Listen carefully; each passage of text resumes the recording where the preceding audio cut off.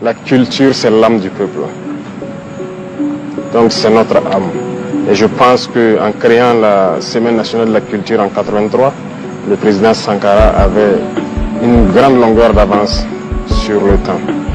Aujourd'hui, nous sommes très heureux de donner une place prépondérante à la culture dans nos actions. Parce que vous l'aurez remarqué que lorsque certains cherchent à coloniser des peuples, la première des choses à faire, c'est de tout faire pour qu'ils abandonnent leur culture. Et donc aujourd'hui, nous sommes en train de redonner une place importante à la culture pour que notre peuple puisse vivre. Parce que pour nous, la culture, c'est tout ce qui fait de nous des Burkinabés.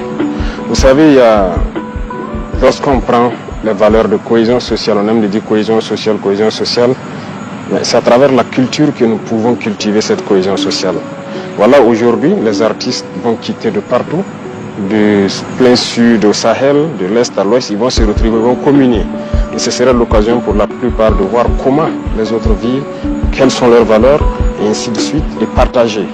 Deuxième chose, nous avons beaucoup de valeurs telles que je l'ai cité, la solidarité, le patriotisme même, ça se trouve dans la culture. Premièrement, c'est comme on a dit, il faut repartir aussi aux sources, parce que, comme diraient certains, nous ne sommes pas tombés du ciel. Il y a beaucoup de confessions religieuses au Burkina Faso. Il y en a qui sont des confessions chrétiennes, que ce soit catholiques ou protestantes. Il y a la confession musulmane. Mais il y en a aussi qui ont la confession d'adorer les ancêtres.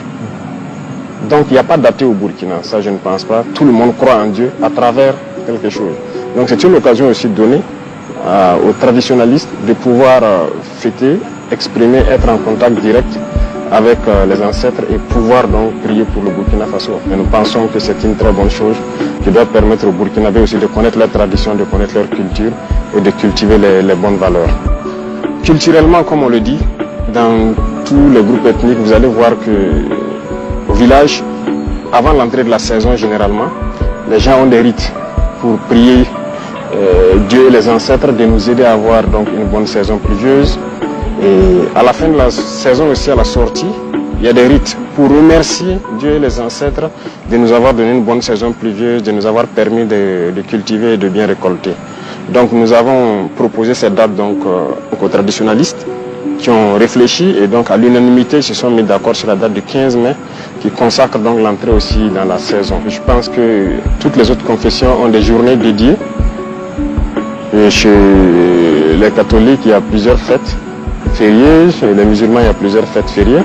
Donc c'était aussi une date aussi pour qu'on puisse trouver, pour que les gens puissent communier et avoir une date pour fêter aussi.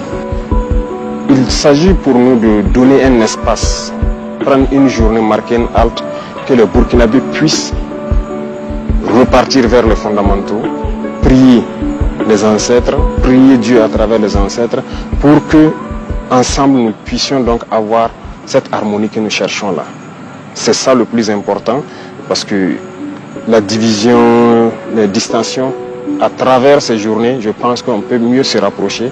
Voilà, donc c'est l'objectif recherché pour que les gens puissent vraiment communier. Donc vous voyez, il y a certaines sociétés qui sont développées en se basant sur leur culture, parce qu'il y a beaucoup de richesses dans nos cultures. Regardez la Chine, le Japon, ce sont des exemples.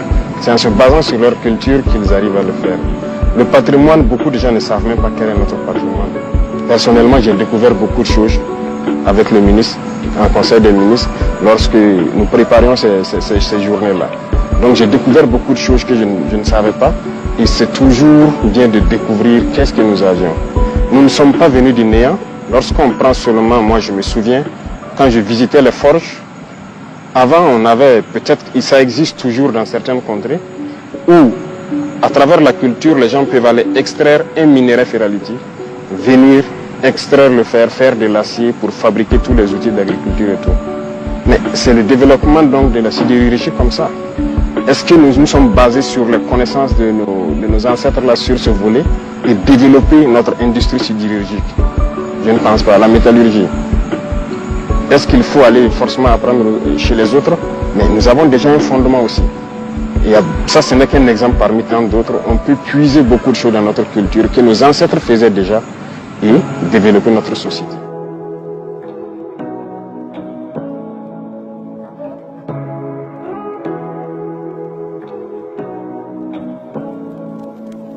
Say